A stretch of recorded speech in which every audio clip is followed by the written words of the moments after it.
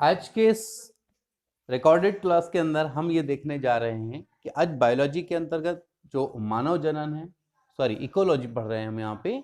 Ecology का part number 8 है और इस इकोलॉजी के अंतर्गत आज हम ये देखेंगे कि एक जीव जब अपने पर्यावरण के साथ जब जीवन यापन करता है तो उसके लिए वो कौन कौन सी अनुकूलताएं करता है। मतलब आज हम पढ़ने जा रहे हैं एडॉप्टेशन। अनुकूलता ये शब्द बहुत जरूरी होता है उत्तर जीविता के लिए। अब बात आती है कि उत्तर जीविता होती क्या है। जब कोई जीव वर्तमान में लगातार पर्यावरण के साथ समन्वय बनाया हुआ है, लेकिन अचानक पर्यावरण में किसी प्रकार का परिवर्तन होता है, तो ऐसे परिवर्तन के समय क्या वो जीव अपने आप को जीवन के जीने योग्य बना पाता है या नहीं बना पाता है। कुछ अपने में परिवर्तन करके तो स्वयं परिवर्तित हो जाए, या कोई बाह्य कारक के माध्यम से उसमें कोई परिवर्तन आ जाए, या कोई अनुवांशिक रूप से कोई परिवर्तन आ जाए। ऐसे परिवर्तन के द्वारा वो प्रतिकूल परिस्थिति में अपने आप को जीवन जीने के योग्य यदि बनाए रखता है तो उसे हम कहते हैं उत्तर जीविता। तो हम ये देखेंगे आज कि एडॉप्टेशन यानी अनुकूलताओं के अंतर्गत क्या क्या वो चेंजेस लाता है जिससे कि वो अपने जीवन यापन को आसानी से चला सके। तो हम देखेंगे यहाँ एडॉप्टेशन यानी अनुकूलता। अब अनुकूलता की जरूरत क्या पड़ती है, कैसी परिस्थितियों में। ऐसा नहीं कि अचानक छोटा सा कोई परिवर्तन आया, एक अल्प समय के लिए कोई परिवर्तन आया तो उसमें अनुकूलता होने की बहुत ज्यादा जरूरत नहीं होती। जैसे छोटा सा एग्जांपल है, मान लें कि अभी गर्मी का मौसम, मई का महीना है, फिर जून चला, जून और बरसात होगा तो पानी गिरेगा। तो पानी गिरेगा, मौसम चेंज होगा, ये तो हम जानते हैं। कुछ परिवर्तन ऐसे होते हैं जो हम जानते हैं और हम उसके लिए तैयार रहते हैं। अब जैसे बरसात आना है तो हमें पता है छतरी की आवश्यकता होगी, थोड़ा ठंडक होगा, हर एक चीज के लिए आप अब जैसे बरसात समाप्त होगी, आपको मालूम है कि ठंडी आना है, तो निश्चित रूप से आपको टेम्परेचर की जरूरत पड़ेगी। तो आप वो सारी व्यवस्थाएं करके रखते हैं जिससे कि आपको टेम्परेचर मिले और आप अपने आप को वातावरण के अनुकूलित कर ले।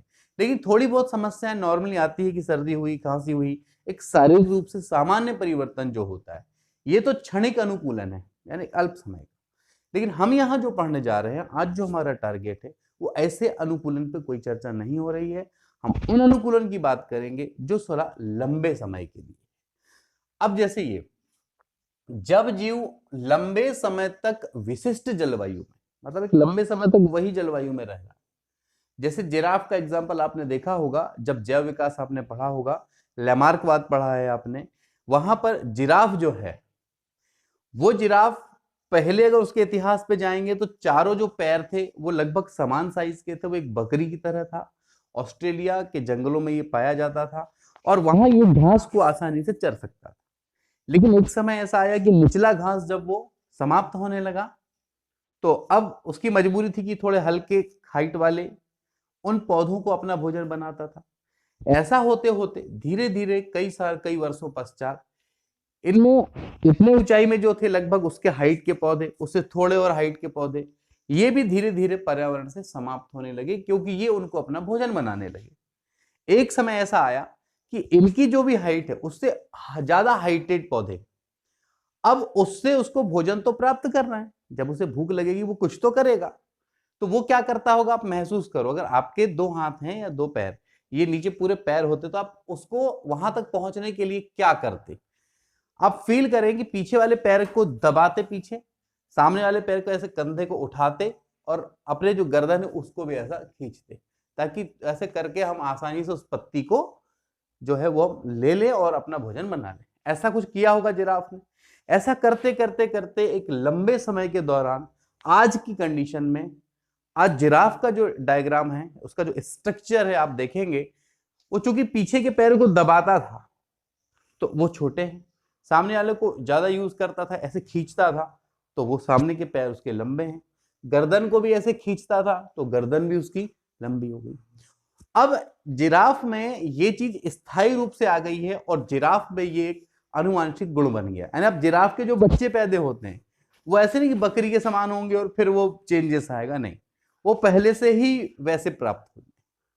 तो वही बात को समझना है, हम उन अनुकूलन की बात कर रहे हैं जो दीर्घकालिक हो, क्षणिक की बात नहीं करेंगे हम यहाँ।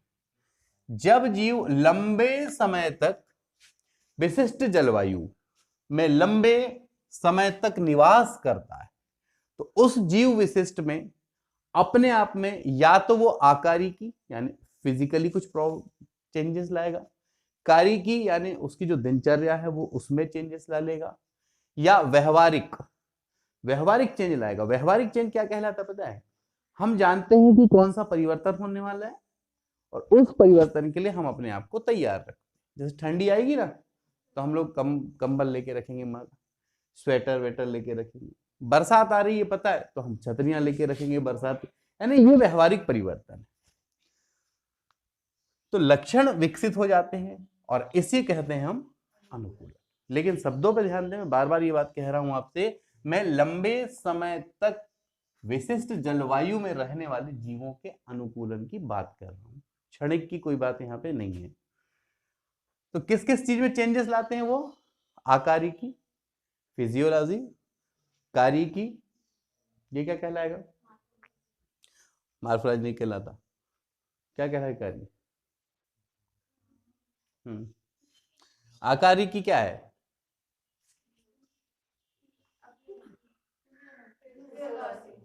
पक्का? ये कारिकी फिजियोलॉजी है? आकारिकी होती क्या है ये बताओ? वो मार्फोलॉजी होगी। आकारिकी यानी बाह्य आकार में जो चेंजेस आएगा, और इंटर्न में हो जा वो क्या कहलाता है? वो एनाटॉमी कहलाता था। देखिए अब बात आती है, जब जीव ऐसे परिवर्तन अपने अंदर ला लेता है तो उसको फायदा क्या मिलता होगा? तो सीधी सी बात है, वही देखा, लाभ लिखा हुआ है। तो जीव आसानी से उस वातावरण में रह सकता है परिवर्तन लाने के बाद, और आसानी से रह सकता है तो जनन क्षमता भी बढ़ेगी। जनन क्षमता बढ़ेगी तो वो जाति का अस्तित्व भी बचा हुआ रहेगा। देखिए जीव आसानी से उस वातावरण में रह पाता है और जनन क्षमता क्या होगी इसकी, और जनन क्षमता बढ़ेगी तो उत्तरजीविता तो बढ़ेगी। उत्तरजीविता का मतलब ही है अपने आप को वातावरण के अनुकूल कर लेना और अपने आप को जीवन जीने योग्य बना लेना। तो यहाँ पे क्या हुआ? उत्तरजीविता भी क्या हो गई, यहाँ बढ़ गई। और साथ ही साथ यहाँ क्या उत्पन्न हुई है? विभिन्नताएं। विभिन्नता क्यों उत्पन्न हुई है? विभिन्नता उत्पन्न होने की एक वजह बताता हूं। मान लो कोई जीव है, यहाँ एक जीव है, उस जीव के 10 बच्चे हुए, ठीक है। अब 10 बच्चे हुए तो एक को ले गए हम ऑस्ट्रेलिया के जंगल में, एक को अमेरिका में छोड़ दिए, एक को इंडिया में ही, एक शिमला, एक को इंडिया में यूपी के किसी नेशनल पार्क में। ऐसे 10 अलग अलग जगह आप बांट दो और पूरा ऑब्जर्व करते रहो, और कई साल बाद आप देखो उसका जो जीवन काल होता है उस जीव का, उसके आधे समय के बाद देखो। जीवन काल मतलब जैसे किसी की जीवन अवधि है 10 वर्ष, तो उसको 5 साल बाद सबको लाओ इकट्ठे, चलो बोले पार्टी करेंगे। सब बिछड़ गए थे, बोले सारे आ जाओ। अब सारों को लाओ, आपको सब में चेंजेस दिखेगा, कुछ कुछ चेंजेस आपको दिखेंगे। तो वो चेंजेस क्यों दिखेंगे? क्योंकि वो अलग अलग वातावरण में गए थे, उनमें अलग अलग अनुकूलताएं लिए होंगे, तो उस हिसाब से वो चेंजेस हुए होंगे। जैसे वेस्ट इंडीज है, तो वेस्ट इंडीज में गोरा कलर मिल जाना बड़ा मुश्किल है, बहुत मुश्किल है। कोई बाहर से आया हो तो अलग बात है। शिमला में काला कलर नहीं मिलता ज्यादा। तो यहां देखिए, तो विभिन्नता उत्पन्न होंगी, और विभिन्नता जैव विकास के लिए बहुत अनिवार्य है। क्यों?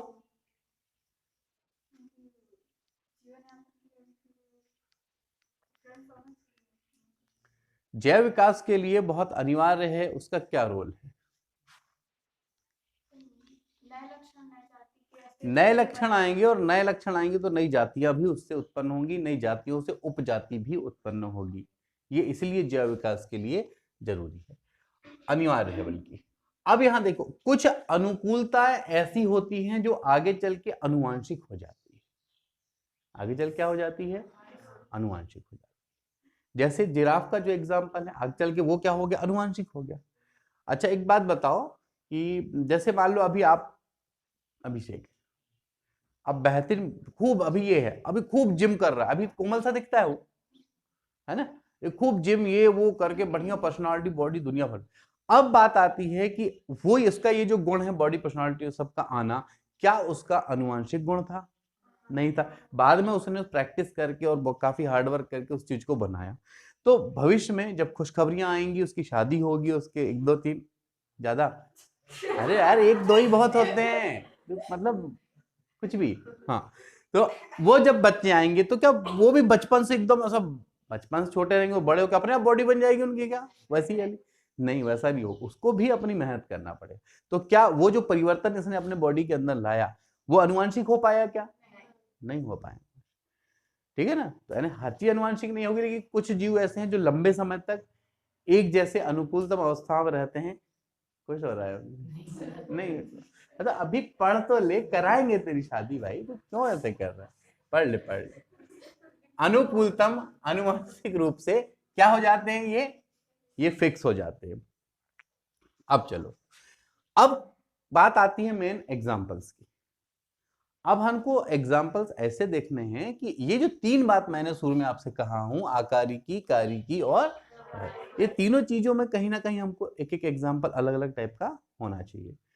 अब यहां देखते हैं सबसे पहले ऊंट। यहां ध्यान से देखना क्योंकि पूरी थ्योरी यहां नहीं लिखी हुई है। सबसे पहले एग्जांपल है ऊंट का। ऊंट, ऊंट कहां रहता है? रेगिस्तान। ऊंट में कौन सी विशेषता होती है? ऊंट के पीछे एक कुबड़ बना होता है। कुबड़ बना होता है तो वहां पे वो 35 से लेके 50 लीटर तक पानी को कलेक्ट रख सकता है। तो वो जहां उसको मौका मिला तो बोले पूरा ले ले पानी, जितना रख सकता है वो खूब कलेक्ट रखता है।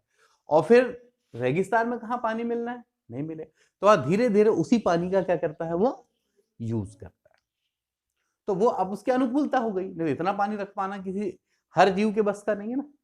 यानी विशेषता है कि ऊँट ही में ऐसा गुण है, और ऊँट रेगिस्तान में पाया जाने वाला प्राणी है, मतलब उसमें ऐसी अनुकूलताएं आ चुकी हैं। दूसरा देखो, ऊँट के बाद कंगारू और चूहे, ये कहाँ है? ये भी रेगिस्तान या सूखे स्थान पे ही ज्यादा मिलते हैं मोस्टली। अब हाँ, कंगारू चूहा जो है, अब ये कंगारू देखे हो ना, कहाँ देखे हो कंगारू? उसका सिंबल विंबल कहाँ देखते हो? ऑस्ट्रेलिया क्रिकेट टीम देखते हो ना? हाँ, तो उसमें आपको मिल जाता होगा उनकी टी शर्ट में देखने के लिए। तो देखो ये क्या करते हैं, फैट ऑक्सीडेशन, यानी ये पानी को कम यूज करने के लिए क्या करते हैं, जो फैट यानी कि इनमें जो वसा होता है उस वसा से ऑक्सीकरण से ये जल को प्राप्त करते हैं। और साथ ही साथ ये अपने मूत्र को ना सांद्र कर लेते हैं, गाढ़ा कर लेते हैं। मूत्र को अगर सांद्र कर लेंगे मतलब पानी की मात्रा वहां क्या है, तो वो पानी बचा। तो ये दो काम करते हैं। नंबर 1, ये वसा के ऑक्सीकरण से जल को प्राप्त करते हैं, और दूसरी बात है अपने मूत्र को सांद्र कर लेते हैं जिससे जल की हानि रुक जाए। ये काम करते हैं। यानी यहां पता होना चाहिए कौन करता क्या है। इसके बाद आ जाते हैं हम मरुस्थलीय पौधे। अब इस लिखा है यहां CAM पौधे क्या होता है? हाँ, ठीक है। अब यहां पर क्रूसीफेरल जो कुल होता है ना उसके पौधे होंगे।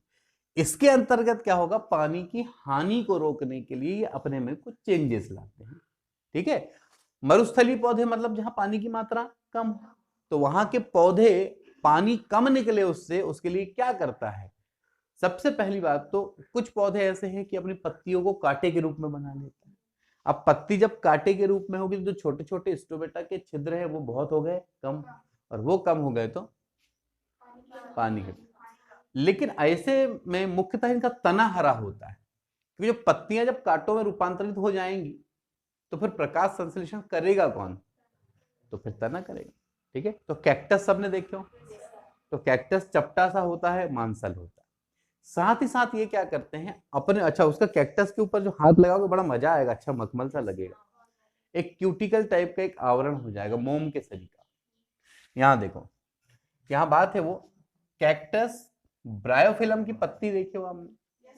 ठीक है, सैडम कैलांची, ये आपने देखे ही नहीं होंगे। अब ये करते क्या हैं, जो मरुस्थलीय पौधे हैं वो अपने में ऐसा क्या परिवर्तन करते हैं जिससे जल की हानि कम होना चाहिए?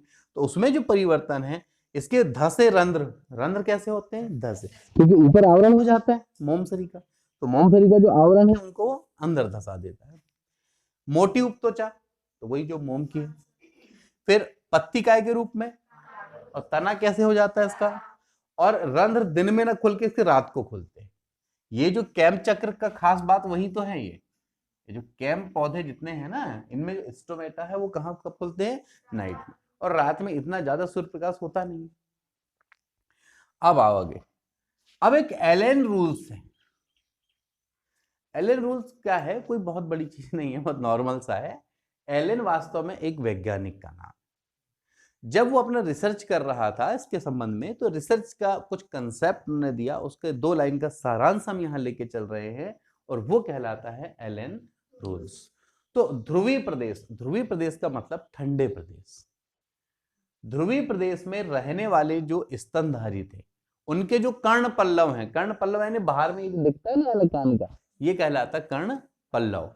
ये कर्ण पल्लव छोटे होते थे। देखें, ध्रुवीय प्रदेश में रहने वाले स्तनधारियों के छोटे कर्ण पल्लव, छोटे, और पाद यानी पैर, इनके पैर भी कैसे हुए?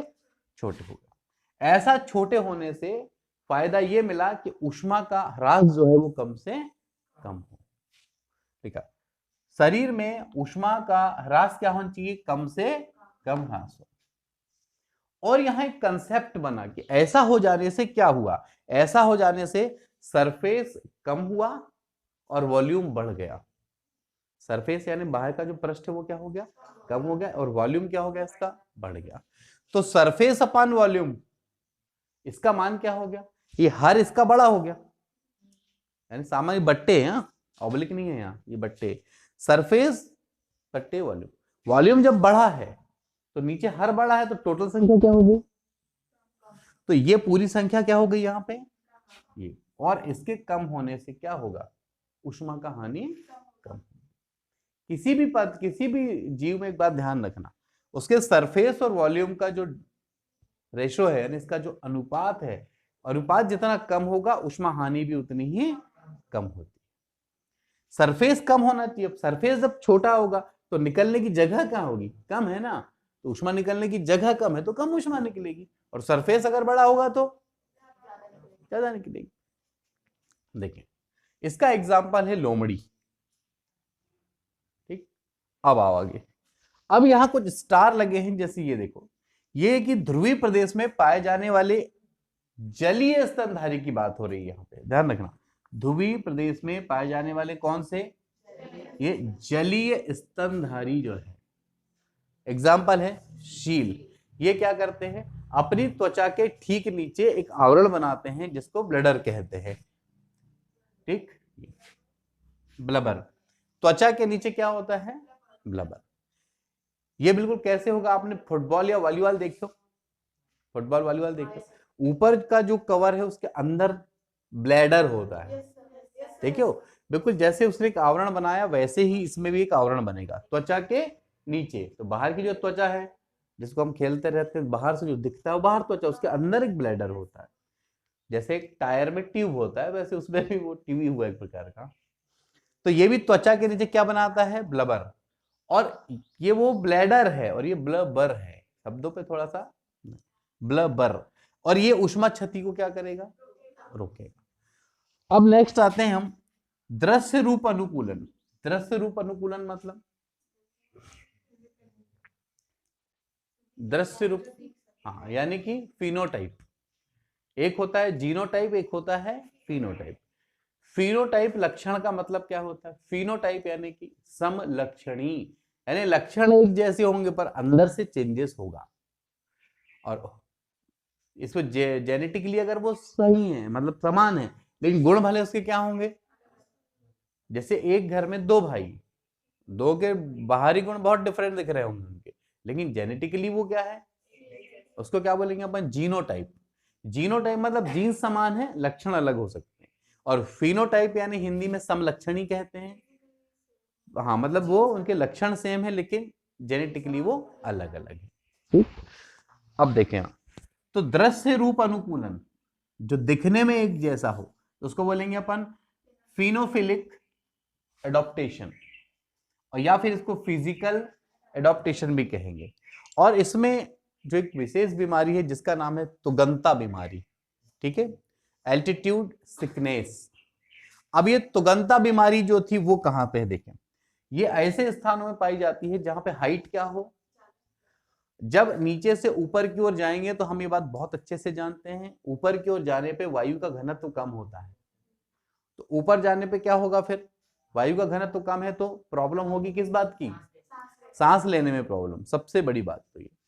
तो वहां के लिए देखें क्या होगा, अधिक ऊंचाई वाले स्थान जिसकी ऊंचाई समुद्र तल से 3500 मीटर यानी 3.5 किलोमीटर या उससे 3.5 किलोमीटर से ज्यादा है, तो ऐसे कौन से हैं, यहां देखेंगे रोहतांग, मानसरोवर, लेह, लद्दाख, ये सारे इलाके जो है ये हाइट पे है। तो इन वाले क्षेत्र में तुगंता बीमारी पाई जाएगी। अब तुगंता बीमारी है तो कोई लक्षण होगा इसका, तो इसके भी सामान्य लक्षण है।